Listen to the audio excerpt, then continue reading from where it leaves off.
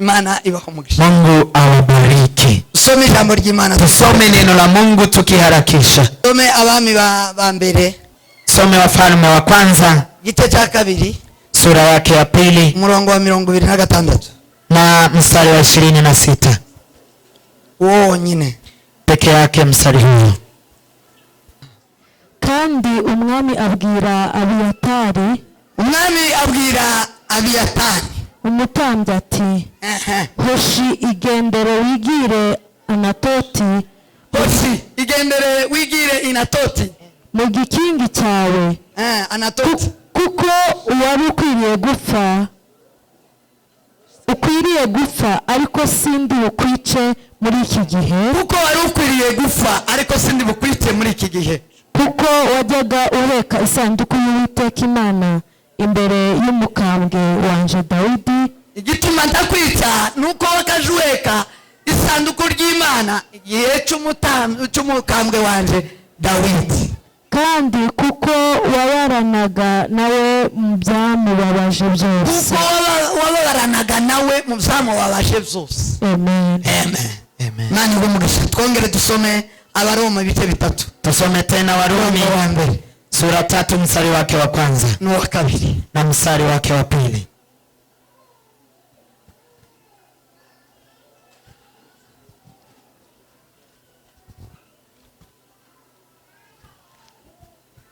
Haravuga ngo nuko Abayuda barusha abandi ki? Nuko Abayuda barusha abandi ki? Cyangwa se gukebwa ku maziki? Abayuda babarusha muri byose.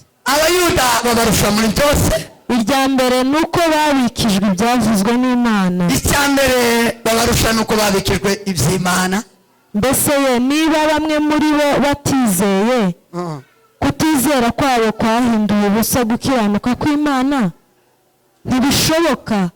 Ahubwo Imana iboneke ko ari inyangamugayo, nubwo umuntu wese yaba umubeshi, nk'uko byanditswe ngo mu magambo yawe uboneke ko ukiranuka, kugira ngo utsinde nucirwa urubanza.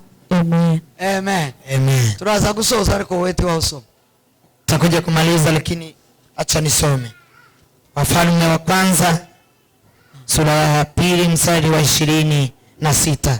Tena mfalme akamwambia Abinatari kuhani, enenda Anatosti mashambani kwako, kwa kuwa wastahili kufa leo siku hii, kwa sababu wewe umchukua sanduku la Bwana mbele la Daudi baba yangu, na kwa sababu wewe uliteswa mateso yote ya baba yangu. Amen. Soma tena kwa hiyo ingine. Some Warumi 3 mstari wa kwanza. Basi Myahudi ana ziada gani?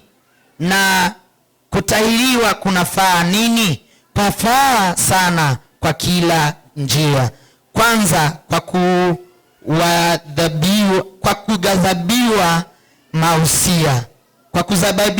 kwa kuzawadiwa mausia ya Mungu. Ni nini basi ikiwa baadhi yao hawakuamini? Je, kutokuamini kwao kutaubadili uaminifu kwa hawa wa Mungu? Je, kila mtu mwongo kama ilivyoandikwa? Amen. Amen. Amen. Turangirize mu Wakorinto. Tuamaliza katika kitabu cha Wakorinto igice cya 4 umurongo wa 10. Wakorinto wa kabiri. Wakorinto wa pili sura 4 mstari wa 10. Mani simwe cyane kindabona umaze kugwirana ibitabo biranejeje cyane ko murasoma mwe. Wakorinto wa pili Tanzanifuza. Wakorinto wa kabiri 4. Korinto wa pili 4 aya ya 10. 4 mstari wa 10. Tugendana mu mubiri iteka urupfu rwa Yesu. Tugendana mu mubiri iteka urupfu rwa Yesu. Ubugingo bwa Yesu nabwo bugaragarire mu mibiri yacu. Ubugingo bwa Yesu nabwo bugaragarire mu mibiri yacu. Kuko kuko twebwe abazima dutangwa iteka ngo dupfe baduhora Yesu, kugira ngo ubugingo bwa Yesu nabwo bugaragarire mu mibiri yacu izapfa. Yego. Nuko rero urupfu nirwo rukorera muri twe, Yego. naho muri mwebwe ubugingo nibwo bubakoreramo. Yego. Ariko dufite uwo mutima wizera uvugwa mu byanditswe ngo nizeye nicyo cyatumye mvuga, natwe turizeye nicyo gituma tuvuga. Amen. Amen. Soma haya 10 na 11 peke yake. 10 inasema siku zote twachukua katika mwili wetu kuuawa kwake Kristo, kwa Yesu Kristo, ila uzima wa Yesu unaodhihirishwa kati miili yetu. 11 Kwa maana sisi tulio hai siku zote twatoa tufe kwa ajili ya Kristo, ili uzima wetu wa Kristo nao udhihirishwe katika miili yetu ipatanayo na mauti. Amen. Amen. Amen. Nakiri jambo ry'Imana. Pokea neno la Mungu. Ye kuganira kuri ano magambo ndashimira Imana ku bwa Diyama. Nashukuru Mungu kwa ajili ya Diyama. Mungu asifiwe aliyeongoza. Kombe ni mukobwa pamoja na huyu hamwe na mkechu pamoja na mama mzazi. Maana ya mwijuru baho mugisha mwisi sana. Mungu awabariki sana. Twari tubakumbuye. Tulikuwa tumewamisi. Wakoze cyane. Asante sana. Nashimira Imana kandi ku bwa bene data. Nashukuru Mungu kwa ajili ya ndugu zangu. Abagabo bombi baraha. Wazee hawa wako mbele. Hamwe na Nyabarutani umugabo buriya. Pamoja na Nyabarutani bibi yake. Nabashimira cyane kubabona hano hanze. Nawashukuru sana kuwaona hapa. Nyabarutavuye muri Amerika twarabanye mu itorero muri iriya i Burundi. Nyabaruta ametoka Marekani, tumewaishi naye nchini Burundi. Mani ishimwe rero ko mwaje hano kuturamutsa. Mungu asifiwe sasa kuja kutusalimia hapa. Narabarisesho ngo baze tubane. Nimewalika jana waje tuwazamani. Mefanya vema, Mungu awabariki. Amen. Amen. Amen. Amen. Amen. Ye kuganira bukeya kubgaya magambo gira twegera urukimba. Nataka kuongea kidogo kwa ajili ya maneno haya alafu tukaribie meza. Nataka kukubwira, nataka kukuambia kugendana urufu mu mubiri, urufu rwa Kristo mu mubiri wako. Kutembea na kifo cha Kristo ndani ya mwili wako. Kugendana urufu rw'umwami wacu Yesu Kristo. Kutembea na kifo cha mfalme wetu Yesu Kristo iteka mu mubiri wako. Milele ndani ya maisha yako. Hanyuma ubugingo bwa Kristo, alafu maisha ya Kristo bwerekanirwe ugaragarire mu mubiri wako, izihirishwe ndani ya mwili wako. Ayo magambo niyo nshaka kuvuga. Maneno hayo ndiyo nataka kuongelewa. Muri ibi bice tugivuye gusoma. Katika sura hizi tumesoma abantu bagira urufu rwa Kristo ku meza gusa. Watu wanakuwa na kifo cha Kristo kwa meza ya Bwana kabisa. Tangu bakagira urufu rwa Kristo kuri Pasaka. Ama wanakuwa na kifo cha Kristo kwa Pasaka tu. Muri ninga itariki 15 tuzaba dutangiye Pasaka. 15 tutakuwa tumeanza Pasaka. Ni huduma ya yitorero tuzaba dufite na Pasaka. Na tutakuwa na maombi ya kanisa na Pasaka pia. Ndasaba ngo aya mahuduma nyaboneka muze yitabi. Tena nahitaji maombi haya nyinyi nyote mniatii. Ndiri huduma kuva yabaho nyabuno zose winjira huduma. Mzee ambaye hajaingia maombi tafadhali uje winjira. Ndiri huduma nyabuno muzaze mwinjira huduma. Mzee ingia huduma tafadhali. Justin kuja kwa maombi tafadhali. Abagore batarinjira huduma muzaze kwinjira huduma. Mama ambao hajaingia maombi kujeni tafadhali. Ndoze mwihutuma. Kujeni kwa maombi tafadhali. Ndoze nuturago. Leteni virago. Muze ture mwihutuma. Kujeni tukae kwa huduma hapa. Andi zozo separi zitatu zosibana. Tena maombi hayo matatu nitakuwa pamoja nanyi. Separi zitatu. Yote nitakuwa pamoja nanyi. Kuva kuwa kane kugeza kuchumwe. Kuanzia Thursday mpaka Sunday. Ngombo yihuduma. Sababu na mimi si maombi. Zoza na karago nimbara kamatera. Nzokaza na nitaleta kama nikamkeka ama kamatres nitaleta hapa. Sema amen. Hallelujah. Sema amen. Hallelujah. Muzoze mwihuduma. Kujeni kwa maombi. Yihuduma ni nziza. Maombi ni mazuri mno. Tuzaba turiko tuvuga urufu rw'umwami Yesu. Hapo tutakuwa tunazungumza kwa ajili ya kifo cha mfalme. Ariko icyo nshaka kukubwira ile nahitaji kukuambia leo. urupfu rwa Yesu kuri Pasaka gusa. Toa kifo cha Kristo kwa urupfu Pasaka. rwa Yesu kuri ku meza gusa. Toa kifo cha Kristo kwa meza tu. ugendanire mu mubiri wawe. Tembea nayo katika mwili wako. wimike mu mubiri wawe. Iweke ndani ya mwili wako. ushire mu mubiri wawe. Iweke ndani ya mwili wako. narimberutse kubabwira. Niliwahi kuambia hapa akamaro k'urupfu rwa Kristo. thamani ya kifo cha Kristo kwa ajili yetu. urupfu rwa Kristo rutandukanye n'izindi mfu zose. Vile kifo cha Kristo ni tofauti na kifo kingine. izi abandi iyo bapfuye Wengine wakifariki biba birangiye, kinaisha hapo, ariko urupfu rwa Kristo lakini kifo cha Kristo ahubwo niho zatangiye. hapo ndipo imeanza. ibintu byasutse. Hapo ndipo vitu vimefufuka. ubugingo bwaje. Hapo ndipo maisha yamekuja. ubuzima bwaje. Maisha yamekuja ndani mwetu. ibintu byakunze. Hapo vitu imebadilika ikawa mzuri. icyiza rero cyo kwimika urupfu rwa Kristo muri twe, Kizuri sasa cha kuweka kifo cha Kristo ndani mwetu nuko ariho ubuzima butangirira. ni kwa sababu hapo ndipo maisha mazuri yanaanza, yo mu buryo bw'umwuka ya namna ya kiroho no mu buryo bw'umwuka. na namna ya kimwili. Sema amen. Haleluya, Sema amen. haleluya. atukuzwe Mwokozi. Ahimidiwe Jehova. ahimidiwe Bwana wa majeshi. Amen.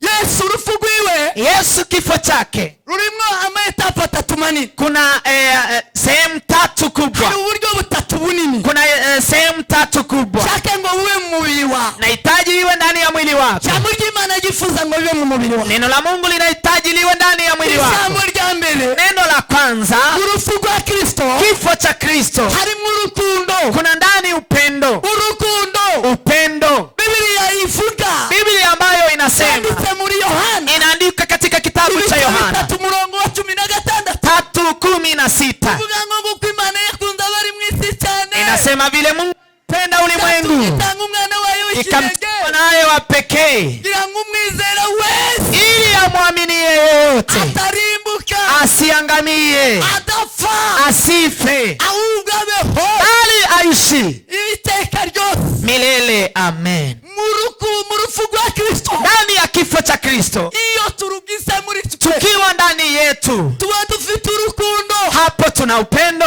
urwo rukundo rw'Imana Tena upendo huo wa Mungu ruba rubaye muri twe. inaishi ndani mwetu. urwo rukundo rwa Kristo Upendo huo wa Kristo ruba rubaye muri twe. inaishi ndani mwetu. twamara kuzura imitima Ikijaa moyo wako n'imibiri yacu, na mwili yetu, tituroge, hapo hatuwezi fanya uzinzi, hatuwezi fanya uzinzi, hatuwezi iba, tugwane, hatuwezi gombana, titugire nabi, hatuwezi fanya mabaya, titwananirwa gutanga, hatuwezi kosa kutoa, titwananirwa gufashanya. hatuwezi kosa kusaidiana. kubera iki? Kwa nini? urupfu rwa Yesu Kifo cha Kristo Yesu mu mibiri yacu, inaishi ndani ya mili yetu. rumaze kuba mu mibiri yacu, Ilipojaa ndani ya mili yetu, abivye icyo bita urukundo. imeweka ndani yetu upendo. sababu ya upendo, Kubera impamvu z'urukundo, Imana ikamutoa mwana. Imana itanga umwana, ikamtoa mwanaye. Sema amen. Haleluya. Wese tubaye. Tumpe Bwana utukufu. Haleluya. Haleluya. Hey! Hey! abatagira urupfu rwa Kristo muri bo, Wao hawana kifo cha Kristo ndani mwao. urukundo rw'Imana rwoba Hakuna upendo wa Mungu inaweza ingia kwake. gutese. Haiwezi. ufite urukundo rw'Imana, Ukiwa na upendo wa Mungu, ufite urukundo rw'Imana, yule anaye na upendo wa Mungu ni Kristo mwana ni w'Imana. Kristo ambaye amo ndani mwake. Sema amen. Amen. Sema amen. Amen. kandi rwagaragariye, Tena imezihirika, rwaje ari ubwo kugira ngo Kristo adupfire. imekuja ili Kristo afe kwa ajili yetu. rwagaragariye mu rupfu. Imezihirika ndani ya kifo. Sema amen. Haleluya. rwagaragariye mu rupfu. Imezihirika ndani ya kifo. iyo dufite Tukiwa muri twebwe ndani mwetu urupfu rwa Kristo, kifo cha Kristo, icya mbere kiza kiba muri twebwe ni urukundo. ni upendo. twadukunda ikanisa, Kanisa, twadukunda guterana, tunapenda kukusanyika. uzawumva wawubira Unasikia wewe una shauku, mu mubiri hazabira, ndani mwako una ngo shauku. amasaha ageze we Masaa imefika, tujya guhimbaza Imana. tuende kumsifu Mungu. ntawoterehwa, Hakuna yule atachelewa, ntamuwasafu woterehwa. hatuna mtu azafu atachelewa. Kristo ruri mu mubiri Ukiwa wawe. na kifo cha Kristo ndani mwako, Tiyoterehwa saa tatu. huwezi chelewa saa tatu. Nani gumu gitwa Mungu akubariki ndugu, umeweka program. saa tatu. Yule atakayefika saa 3 hapa, azayicarana na nyiniri, akae na mama yake huko, yicarana na Siriya, akae na baba yake huko. abaje saa tatu baririmbira Imana. Bao wamekuja saa 3 waimbe hapa.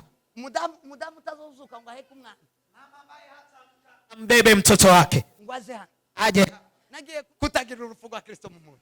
tutakuwa na kifo cha Kristo ndani mwake. tiwovyuka ngusa kare tuoza kare ariko woja kuri UN. Huwezi kuja mapema lakini utaenda kwa UNHCR. Ariko woja kuri UN lakini utaenda UNHCR. Amase ukavsigana. Alafu unagombana huko. Kugira urupfu rwa Kristo. Kuwa na kifo cha Kristo mu mibiri yanyu ndani ya mili yenu isabi guhesha inakupea kuja gusenga. Tuwasiba ninga ngoge kuramutsa muzara. Huwezi kaa nyumbani eti umeenda kusalimiana. Tuwasiba ninga ngoge muri happy birthday. Huwezi hata kuja kanisani eti umeenda basi. Kifo cha Kristo kinajaa ndani mwako. Kifo cha Kristo kinakaa ndani mwako. Kwa sababu kifo cha Kristo kinaishi ndani mwako. Inasababisha wewe una upendo. Unapenda watu. Unampenda Mungu. Na unapenda na vitu ambavyo viko. Unaipenda kanisa. Na unalitendea naishi kanisani. Kwa sababu ya kifo cha Kristo ndani mwako. Sema amen. Hallelujah. Neno la pili ambacho kina happen. Kimo ndani ya kifo cha Kristo ikiwa ndani ya mwili yetu. Ikiwa ndani ya mwili yetu. Sema amen. Amen. Sema amen. Amen. Ahimidiwe Bwana mabwa. Tumpe Bwana utukufu. Hallelujah. Hallelujah. Hallelujah. Hallelujah. Hallelujah. Hallelujah. Hallelujah. Hallelujah. Hallelujah. Hallelujah. Takabiri kiza kigaragara mu bugingo. Cha pili ambacho kinazirika ndani ya maisha. So tugira ubugingo buzima. Tuna maisha bora.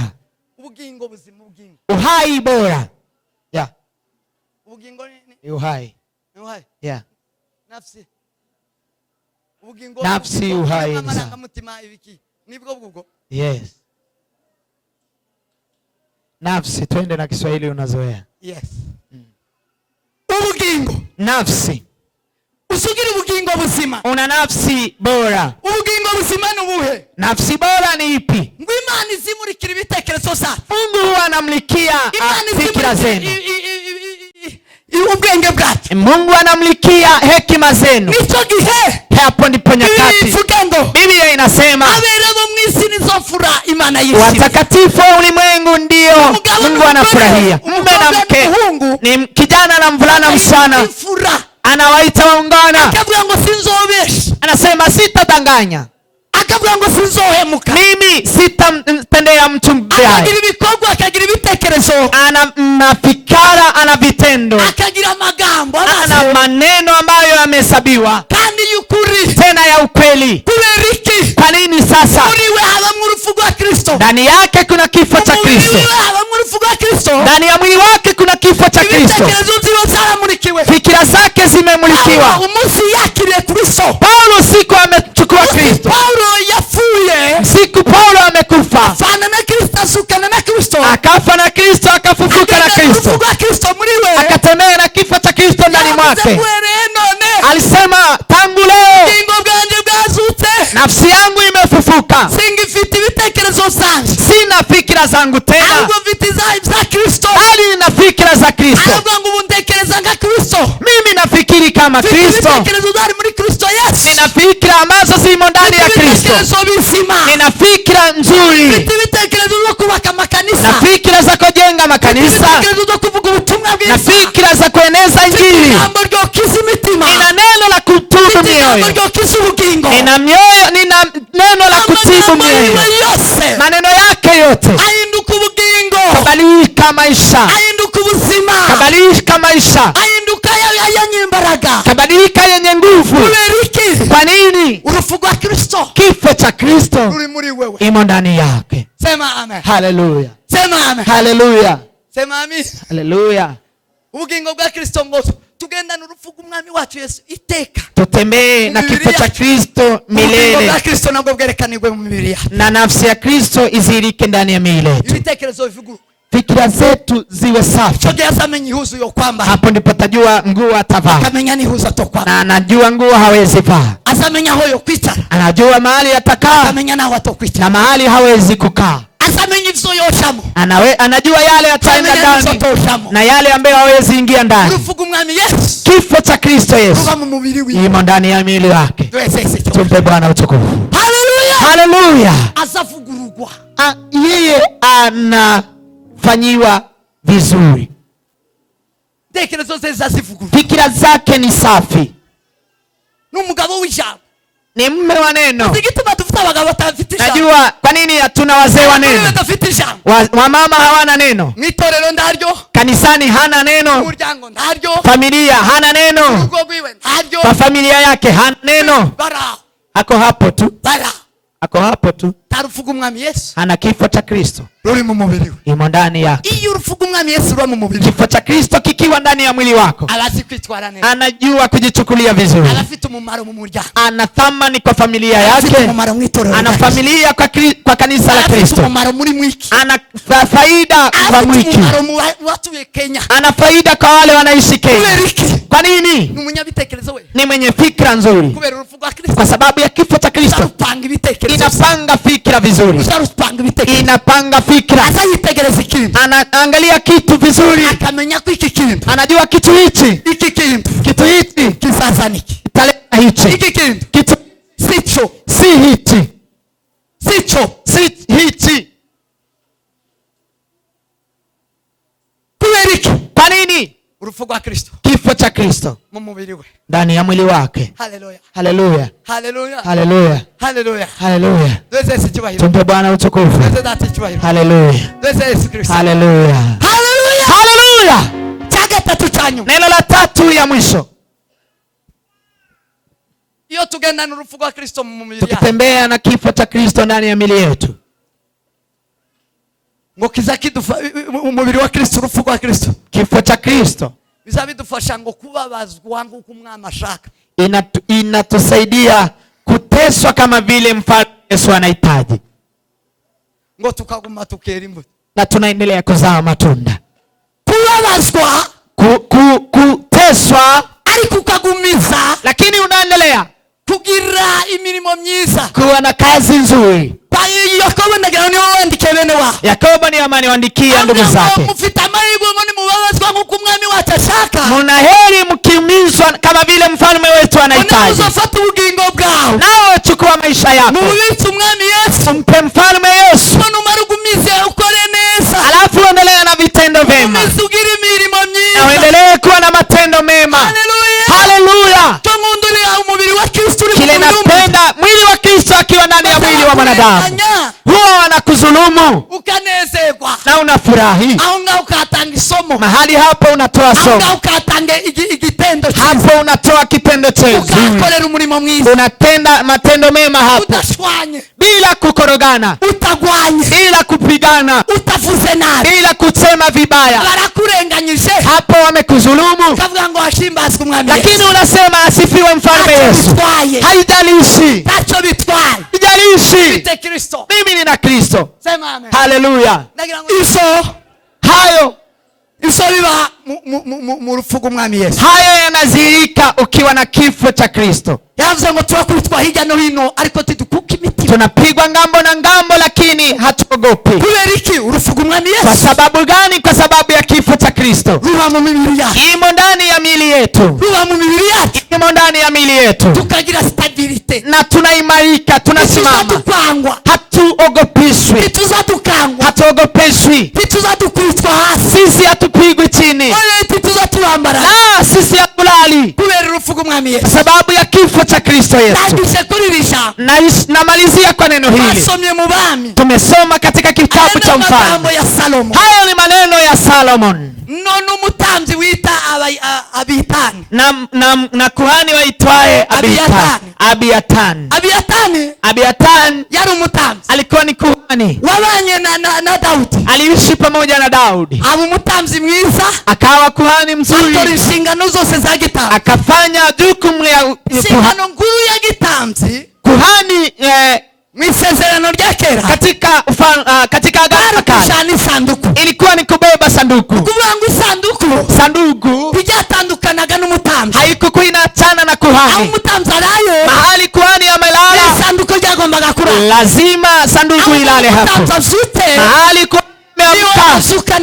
hapo atamka na sanduku. Sanduku ryari ibamo ibintu bitatu. Sanduku ndani kulikuwa mambo matatu. Ikintu cya mbere cyabagamo. Kitu cha kwanza kilikuwa hapo ndani ilikuwa ni fimbo ya Aaron ile ambayo imetoa matawi, inazihisha ufalme wa Mungu. Ilikuwa ni kingdom of God, ilikuwa ni kazi ya ufalme. Watoto wa Israeli walikuwa na, Wayahudi walikuwa na, walikuwa na ufalme. Neno la pili ilikuwa ndani, ilikuwa ni amri 10. Amri 10 hayo ilikuwa ni maandiko matakatifu, ni Biblia ya leo, ni Biblia ya leo, ilikuwa ni neno la Mungu. Hapo ndipo tusoma katika kitabu cha Warumi, sema Wayahudi wanazidi wengine nini? Hawana kingine ambacho wanazidi wengine. Ni Wayahudi ambao wanaweka neno la Mungu, wanaweka amri. Mungu aliwagawia neno, wanazidi wengine. Kile ambacho tunazidiana, kile ambacho kinasababisha tuzidiana, ni neno la Mungu limo ndani ya mili yetu, ni neno la Mungu limo ndani ya moyo. Neno kama halimo ndani yako, hakuna kile kitakuogopa, hakuna kile kitakayo kuheshimu, hakuna kile kitakuogopa, hakuna kile utaogopesha, na hakuna kile utaamurisha. Lakini neno likiwa ndani yako, haleluya, wewe unazidi wengine, unazidi wengine. Wayahudi wanazidi wengine nini? Na kile wanawazidi leo ni Wayahudi wa kiroho, si Wayahudi wa kimwili. Tusoma Wakorinto sura 9, utawakuta Wayahudi ambao si Wayahudi wa ukweli, kwa mwili tu, ni kimwili kama watu wa mataifa, ni watoto wa Abraham kimwili. Hao si watoto wa Abraham.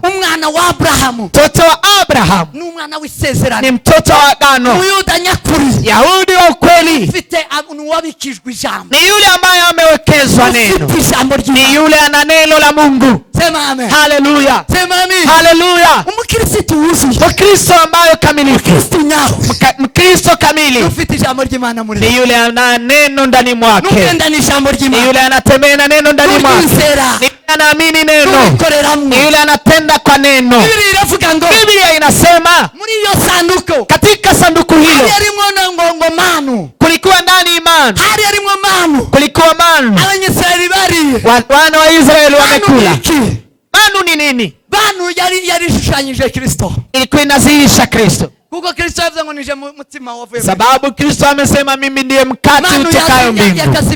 Mungu alikuwa anatoa manu mbinguni, Mungu alikuwa anawapa manu kutoka mbinguni. Kristo muribo, ni Kristo ndani mwao. Hanyuma rero uyu mutamzi afu kuhani huyu Abiatani barubahiriza neza, akatii vizuri, abana ni sanduku y'isezerano, akaishi na sanduku la agano, akaishi ndani ya ufalme, akaishi na ufalme wa Mungu, akaishi na maandiko, akaishi ndani yao, akaishi na mao, na akaishi na Yesu Kristo, akatembea na Daudi akiwa mfalme, wakateswa pamoja naye, akavumilia kwa sababu walikuwa na Mungu, kwa sababu ndani mwake kulikuwa Kristo, akaumizwa pamoja na Daudi. Katika mateso yote hajamuacha. Lakini Daudi alipokufa, ufalme wa Israeli ukagawanyika. Watu walikuwa ndani wa Israeli, na kusini kulikuwa Wayahudi. Kukaonekana wale ambao watajiweka katika ufalme, wamoja wa baba yake pamoja na Abiatani kuhani. Sema amen. Amen. Kwa mranyumva. Haleluya, haleluya. Zamuna maboko tugira. Pandisha mkono wako, tingiza mkono. Tingiza mkono wako. Sema amen. Haleluya. Bwana tukuzwa imiliwe milele. Amen. Amen. Haleluya, haleluya. Amen. Jambo jimana nigezaba. Amen. Bamaze kwigabanyamo kabiri. Walipojigabanya mara pili, barigomeka kuri Salomo amaze kwima ingoma. wakaenda kando ya Solomoni alipochukua wale ambao wamejiweka kando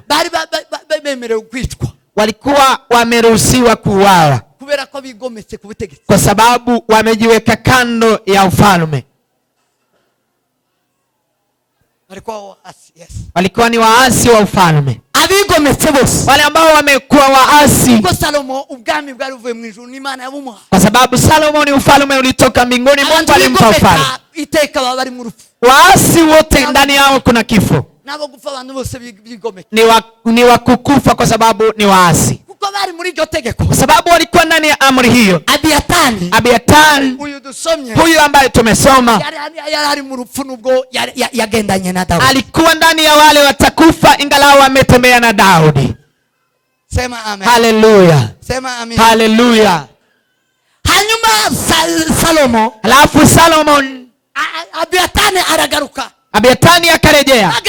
Aliporejea lazima wangewaua waasi. Lakini Solomoni akamwambia Abiatari, wewe kuna sababu sisi tutakuwa. Kuna sababu sisi hatukufi. Kuna sababu wewe hakufi. Ingalau uko katika mstari ya wale watakufa. Ingalau uko kwa hesabu ya wale watakufa. Lakini kuna sababu hautakufa. Sababu itasababisha kufa ni kwa sababu umetembea na sanduku. Umetembea na sanduku au jaliacha. Umekuwa ndani ya kanisa. Umeishi ndani ya nyumba ya Mungu. Umeishi ndani ya ufalme. Umeishi ndani ya mambo ya Kristo. Umeishi ndani ya neno. Kwa hiyo sababu hiyo, nenda nyumbani. Nenda katika yako. Nenda kwako. Nenda katika shamba lako. Ingia katika shamba lako. Kwa sababu wewe kifo hakina amri kwako. Kwa sababu ya sanduku la Mungu. Sema amen. Amen. Sema amen. Amen. Tumpe Bwana utukufu. Haleluya. Nasi sasa katika Agano Jipya tungekufa. Sisi ni wakukufa. Tulikuwa waasi. Hatukukuwa na Mungu. Lakini kwa ajili ya Kristo, kwa ajili ya kifo cha Kristo, yule anayezika ndani ya kifo, apozika ndani yako kifo cha Kristo, apotembea na Kristo ndani mwako, yule amwaminie Kristo ndani mwake hastahili kufa. Haleluya. Sema amen. Amen. Hastahili kifo. Hastahili adhabu ya kifo. Lazima aondolewe ndani ya kifo na anaingia katika uzima wa milele. Anaingia katika urithi wake. Abiatari kuhani akapona panga la Solomon. Akapona panga la Solomon. Lakini mkubwa wa Solomon amekufa. Biblia inasema amemuua. Ameshindwa kutubu. Kuna watu ambao wanakaa kutubu, wanazurura. Anakataa kutubu, anaenda naenda magendo.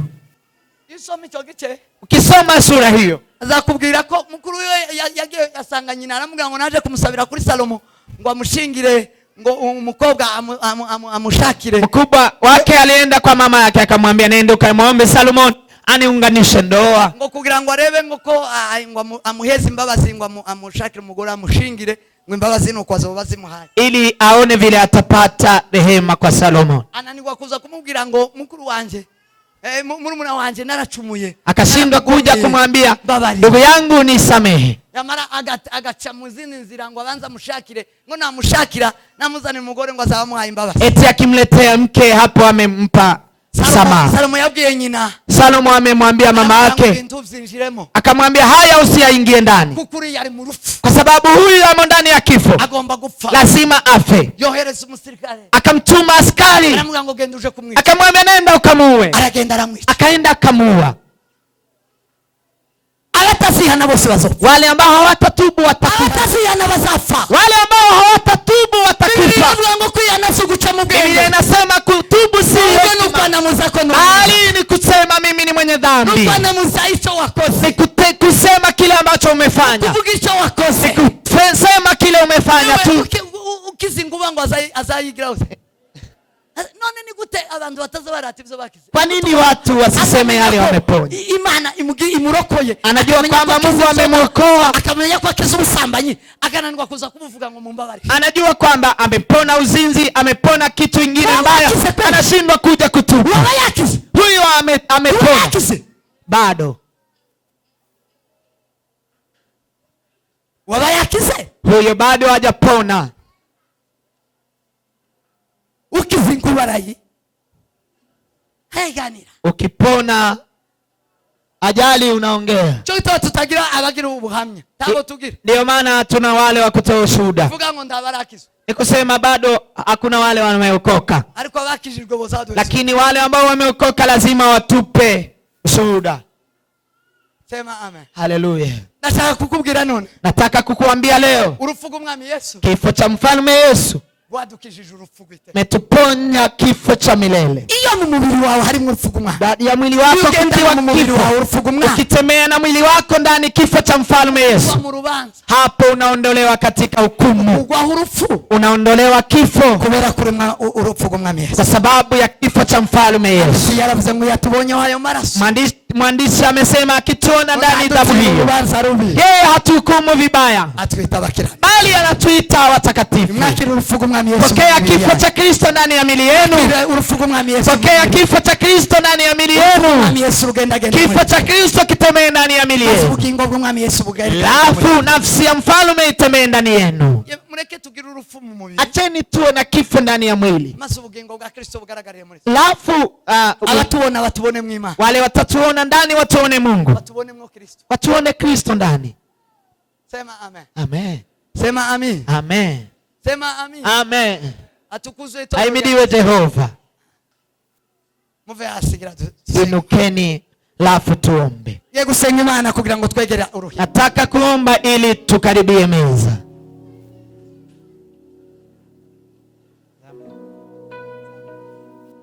Abantu bafite ituro wale gufasha imfubyi n'abapfakazi, wale ambao wana sadaka ya kusaidia wajane na mayatima, bazani giseke bagishira hano bagume batura, walete kitunga waweke hapa na waendelee kutoa. Shaka gusenga, nataka kuomba saba Imana, nikimwomba Mungu urufugu mwami Yesu rube muri twe, kifo cha mfalme Yesu kiwe ndani mwetu, kugira ngo tubashi, ili tuweze gutsinda isi na Satani, kuepuka ulimwengu huu na Shetani. Torero rya Kristo, kanisa la Kristo, ya kubibutsa isezerano dufitanye dufite hagati yacu na Satani. Nataka kuwakumbusha agano ambayo tuko na katikati ya Shetani netu na sisi. Kandi umuntu azahinduka uw'Imana kubera isezerano. Tena mtu anabadilika wa Mungu kwa ajili ya agano. Tuzagwa n'Imana kubw'amasezerano. Tunazaliwa kwa Mungu kwa ajili ya agano. Iyo tudafite isezerano, kama hatuna agano, tituwa turi abana b'Imana, hapo sisi si wana wa Mungu. Isezerano tugira, agano ambayo tunayo, Imana iza kudutandukanya na Satani, itandukanya Adamu na Eva mu ngozi ya Edeni na Satani ariyo yanzoka. Mungu alipokuja kututenganisha na Shetani katika shamba la Edeni, hari amagambo akomeye yo mu isezerano Imana yatanze. Kuna maneno makubwa ya agano Mungu ametoa. Yabwiye Eva, amemwambia Hawa. Nashaka aya masezerano muyumva abadamu munyumve. Agano hili muisikize wa mama. Aba mama nibo bambwira pendo munyumve. Wa mama ndio naambia. Yabwiye umugore, amemwambia mke ariwe Eva, na yeye ndio Hawa. Iramubwira Eva, akamwambia Hawa, kubera ikikozi, kwa sababu ya haya umetenda, inzira yawe yo gukira, njia yako ya kupona ni kuzaa. Usokizwa, wewe utapona n'urubyaro rwawe, utaponywa na uzao wako. Iryo sezerano, agano hilo abagore tibarizi, wamama hawajui, bararyanze. wamelikataa. Muzokizwa niki? Muzohinduka abana b'Imana gute? Mtapona vipi? Mtabadilika watoto wa Mungu vipi na hamna agano hilo? Usomye muri ico gice, kisoma katika sura hiyo, abantu bose batari abana b'isezerano, watu wote ambao hawana, si watoto wa agano, si wana wa Mungu. Abadamu bari hano, wamama ambao wako hapa, batagira iryo sezerano s'abana b'Imana, ambao hawana agano hilo, si wana wa Mungu. Ayabwira ngo muzokizwa, akawaambia mtaokolewa kubwo kuzara kwa kuzaa kwako. Indukirana inzoka, ikageukia nyoka, ibwira inzoka, kamwambia nyoka, Imana ibwira inzoka, Mungu akamwambia nyoka, kamwambia wewe nyoka, muri uyu mugore wa heri, ndani ya mke huyu ambaye umedanganya, muri uyu mugore wa koshesheje, ndani ya mke huyu umemkosesha, azavamo uzokumena umutwe, kutatoka nani yule ambaye atakuponda kichwa, azakumena umutwe, atakuponda kichwa. bivuga ngo uburiganya bwa, semayo katika ujanja wako huyu azabumenagura, atabomoa ujanja huyu, ikinyoma cyawe, uongo wako huyu azagisambura, atabomoa. Iryo ni isezerano, hiyo ni agano ry'abantu bari mwisi, la watu ambao wako ulimwenguni. wazawe n'umugore wese, yule ambaye amezawa na mwanamke, afite isezerano ryo gukubita Satani mu mutwe, ana agano la kumponda shetani kichwa. gukubita Satani mu mutwe ni gute? Kuponda shetani kichwani ni nini? Ni ukuvuga ukuri ko kwakaba, ni kusema ukweli vile ulivyo. Ico gituma nzababwira ngo muvuge ukuri. Ndio maana nawaambia hapa, semeni ukweli. Wasambanye yarasamba, yule ambaye amezinzi amefanya uzinzi, amefanya uzinzi. Yule ameiba ameiba. Uwifungishije onapo, yarifungishije onapo. Yule amejifunga amejifunga. Nutiana ngo nifungishije onapo, kama haujatubu nimejifungisha. Kama haujatubu nimezinzi. Umenye ko watwikiriye inzoka, jua wewe umemfunika nyoka. Wayibonye wanze kwikuta, umeiona haujaiponda kichwa, wanze kuimena umutwe, umekataa kuiponda kichwa. Niba yasinze yango inzoka, ikiwa amelewa amekunywa pombe, vuga ngo Erike yango inzoka, sema Yurike ametumia pombe. Satani usoibonera, shetani mahali utamwonea. Nutaimena umutwe izakumena agatsinzi, kama abomoi kichwa itakuma kisinsino, izagukoma igitsinzi, itakuma kisisino. nuko ntimwumvise, izakwitsa ibirenge niho kuja mu bwami, tujanwa mu bwami n'ijambo ry'Imana, kandi ijambo ry'Imana nizo nkweto z'ubutumwa bwiza. Tunaenda na miguu ama na nyayo, kwa sababu hizo ndizo zinapeleka ufalme wa Mungu. Wo kwamamaza gute ubwami bw'Imana? Utaeneza je ufalme wa Mungu? Tari kumena Satani umutwe, bado haujambomoa shetani. Yesu yerekaniwe no kumara imirimo yose. Kile ambacho Yesu amedhihirishwa ni kumaliza kazi zote za shetani. Nataka kuambia ko turi abana b'isezerano. Tara Kristo anataka kuambia dufite gusenya ubwami bwa Satani, imirimo yose ya Satani. Sisi tubivuze mu mazina yazo.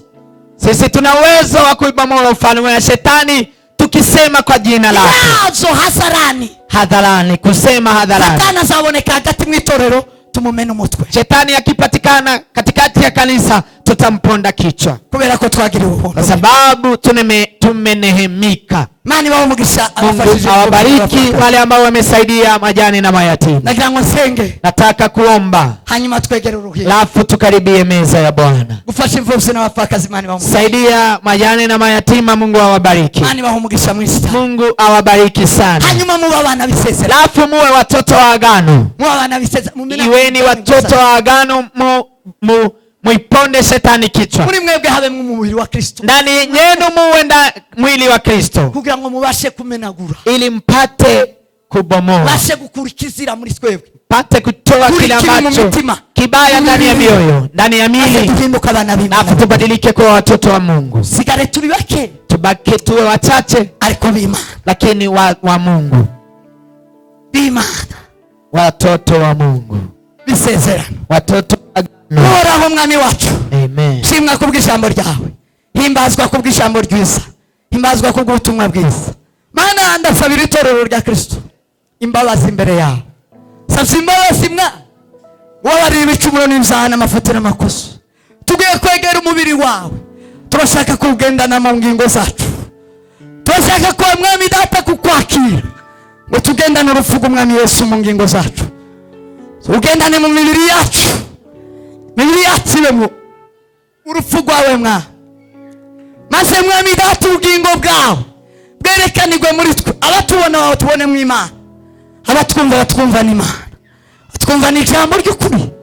Twitwararike tugenda n'isanduku y'isezerano kugira ngo dukurweho urupfu, tugendane Kristo kugira ngo urupfu rudukurweho, tubane na Kristo kugira ngo mwami data urupfu turutugireho urutavi, tube ubugingo iteka. Sabiye itorero rya Kristo Mana, narisabiye none mwami data nyiribihe, abari muri twe batarakwakira bakwakire mwami, bakwakire mu mibiri yabo, bakwakire mwami Yesu, bakugendane iteka, bakugendane ibihe byose. Uhimbazwe uhabwe icubahiro muri uyu mwanya mwami data.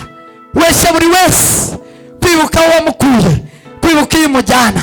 Iyo twegera uruhimbi tuba twibuka ibyaha twakuwemo, tuba twibuka iyo twazwe mwami data, uburyo twogejwe imyanda yose, twogejwe mwami data, twahindukiye data nyiribihe. Wese buri wese kubona mwami data aho yahindukiye, aho yavuye ashima umukiza.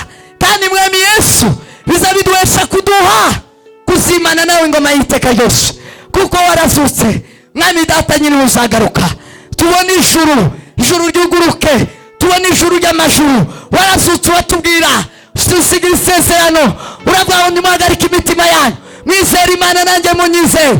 Mu rugo rwa data hariyo amazu meza, iyo abatararimo amabwire ngiye kubategurira, nzogaruka mbajyana.